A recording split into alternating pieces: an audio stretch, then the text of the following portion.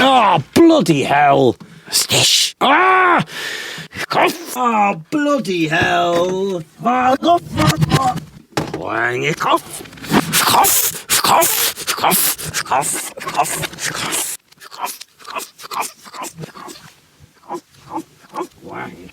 I've reversed that, so it's censored it. Yeah, I've reversed that, but essentially that was me swearing. And the reason for that is because I've spent the last half an hour reading the blog out. There was some brilliant improvising as well. There was a whole bit about a donkey that I improvised. That was inspired. I read the blog perfectly. There were some wonderful bits of improvising. I was really pleased with it, and then I've just looked at it and it wasn't recording.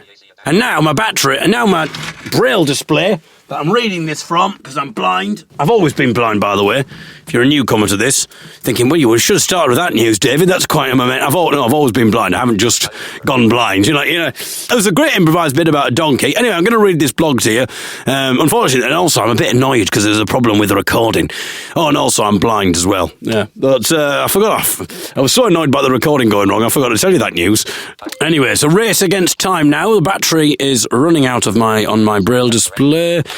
You'll never hear the bit about the donkey. That was an improvised bit. That's the bit, because I can read the blog again. I can read what I've just done. It's a waste of half an hour. But the bit about the donkey, I'm never going to be able to get back. Never going to be able to create that magic. And I can't do it now. I'm not going to do the improvised bit about the donkey because it's already been done before. What you've listened to just then, that minute, was absolute dross in comparison to the bit about the donkey that I'd done improvised before. But the battery's at 9%, so I better read this. BBC New Comedy Award news and another groping story. And this was written on the 19th of June 2019. I tell you what, I've got some left-wing neighbours next door. I wonder if maybe they've recorded it through the wall. That'll be good. I'll go around and I'll ask them. So, you can always check the Guardian website. I can't get the donkey bit out of my head. I cannot get that improvised bit about the donkey out of my head. I was so pleased with it.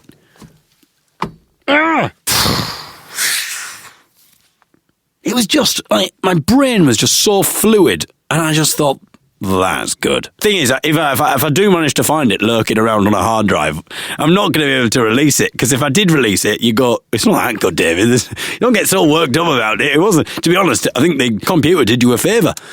Anyway, battery is at 9%. Let's hurry up. Well, what a few weeks it's been. I've had the honour of opening for the amazing...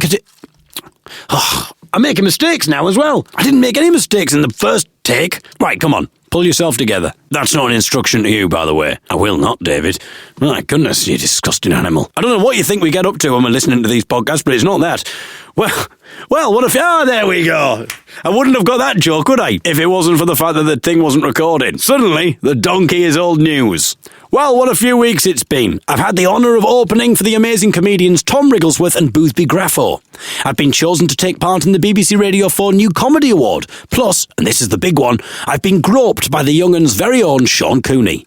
Obviously, I know that you'll all be principally interested in the groping news, but firstly, I'll briefly take care of the admin, and then we can get on with the juicy bit. What? He groped your juicy bit? You'll have to keep listening to find out. But first, news of a damp squib. What? He groped your damp squib? Now, come on, listeners, stop this. I expect better from you. And don't go claiming that you didn't actually think any of that, and that I am fictionalising your imagined double entendre thought processes for mild comedic effect, because quite frankly, that argument doesn't wash with me. Now, if you don't stop interrupting, there'll be no groping story. Thank you. In my last blog post, I announced that I had a mysterious gig entry in my diary, simply saying Hyde Park gig, which is on the 12th of June. I was given no further details than that, but this gig was given to me by a pretty established comedy agency, so I assumed that the gig must be a fairly big deal and would be taking place inside the actual Hyde Park, where they do all the festivals and the events. 2 days before the gig, I hadn't heard anything more about it, so I got in touch with the person who booked me to do it. Finally, 2 days before the gig, I got an email. It turned out that it was actually taking place just outside Hyde Park in a pub. And then, the day of the gig, I got another email to say that the pub was pulling the gig because they hadn't sold any tickets, which is hardly surprising given that none of the performers, let alone a prospective audience, knew where the gig actually was. I'd already booked the train, so essentially it cost me £16 to not do a gig, which might sound like it should be rather frustrating for me, but actually I viewed it as a bargain because it would have cost me £50 if I had done the gig, because I would have had to have got taxis to and from the train station. At the moment, I'm fairly new to stand-up comedy, and this whole thing is proving a rather costly hobby. So for a psychological boost, what I might do now and again is sign up for a load of free or low-paid gigs, and then cancel the gig and gleefully watch the money not roll out. Last week, I received an email informing me that I'd been chosen to take part in the BBC Radio 4 New Comedy Award, a competition that has helped launch the career of some of the most prominent comedians in the UK. Past finalists include Alan Carr, Nina Conti, Rod Gilbert, Julian Barrett, Daniel Kitson, Lee Mack, Marcus Brigstock, Peter Kay, Josie Long, Shappy Corsandi, Jard Christmas, Rob Deering, Russell Howard, Justin Morehouse, Gary Delaney, Andrew Lawrence, Daniel Ward, Dan Tetzel, Carolyn Quinlan, Sarah Millican, Angela Barnes, Joe Lysett, as well as my good friend, the excellent comedian Silky, who I've performed with on a number of occasions, and he's well worth seeing. And also Justin Lee Collins, but let's not spoil it. I love you, I'm going to cream you right now, and then I'm going to rub your back. I'm sorry, Justin, I'm doing a podcast. There are 50 people competing. My heat will be in Leicester on the 3rd of July. People have been asking me about tickets, by the way, since I posted this blog post. I can tell you, I think all tickets went to people on the BBC mailing list because they've all sold out, so you can't see me. But I'd only be nervous if I knew you were all in the audience. But it will be broadcast very soon after on BBC Radio 4 Extra. That's on the 5th of July, apparently. I'm currently working on my material for the show, but rest assured that I'll be sending all my jokes to be vetted first by Nigel Farage. The semi-final and the final will be held in August at the Edinburgh Fringe. Obviously, I don't know if I'm going to make it that far, but I've had to put plans in place just in case. This has by no means proved an insignificant and painless undertaking. I was meant to be flying to America the day before the date of the final, ahead of a 2-week US tour with the Young'uns. We have therefore had to move the first of our gigs, which was due to take place on the date of the final, to the end of the tour, so I'm now going to have to fly out the day after the final.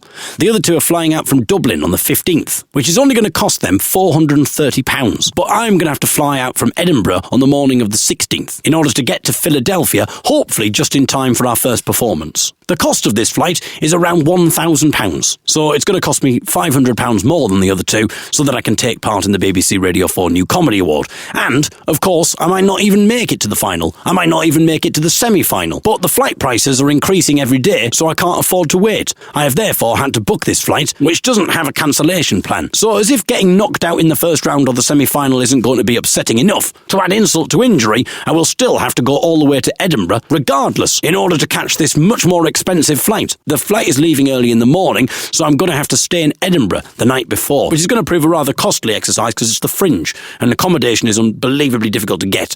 Still, on the plus side, at least I saved £16 last week by not playing Hyde Park. Actually, I have received quite a lot of offers from people saying they'd put me up in their flats who live in Edinburgh, so that accommodation dilemma is all sorted.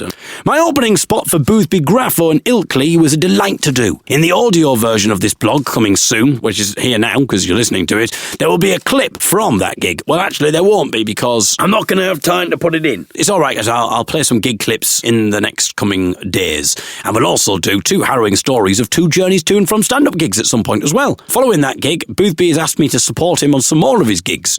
A couple of weeks back, I opened for him in Stockport, and we'll be doing another gig together in Bristol sometime soon, in August.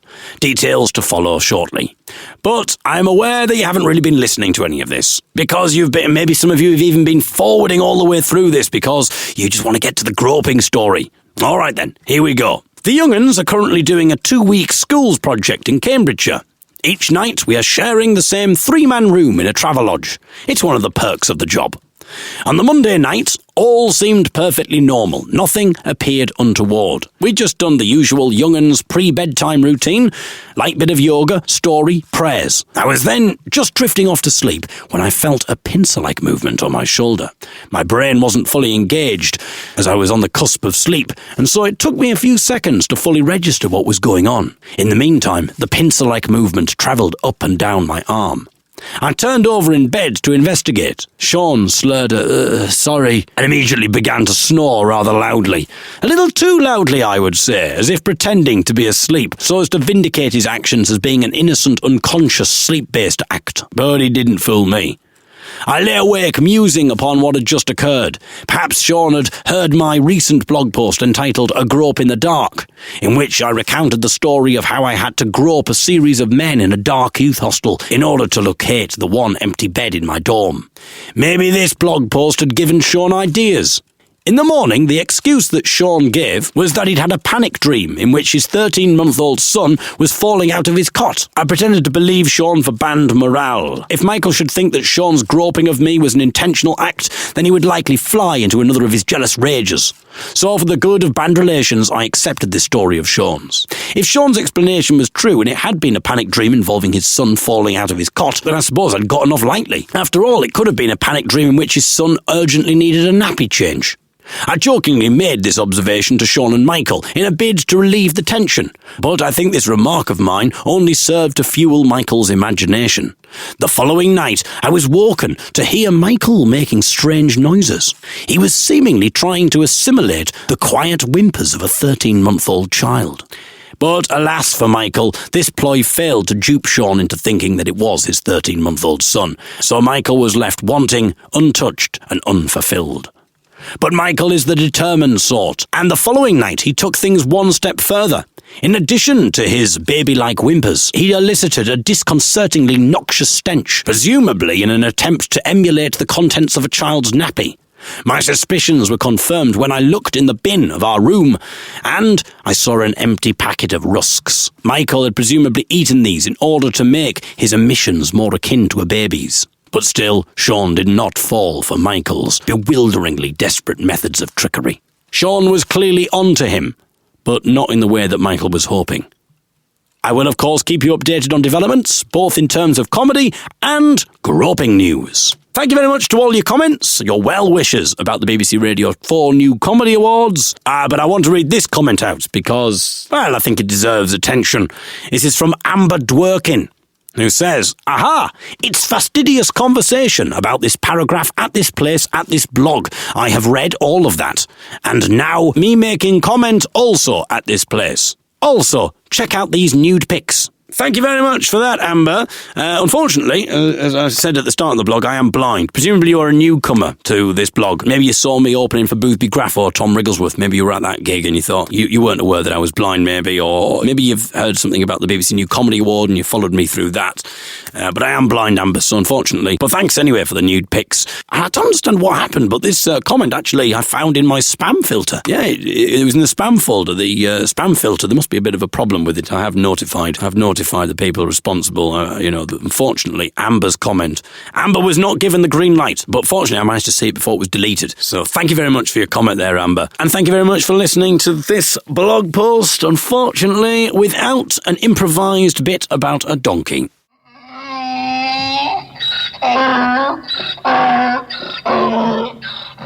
I love you.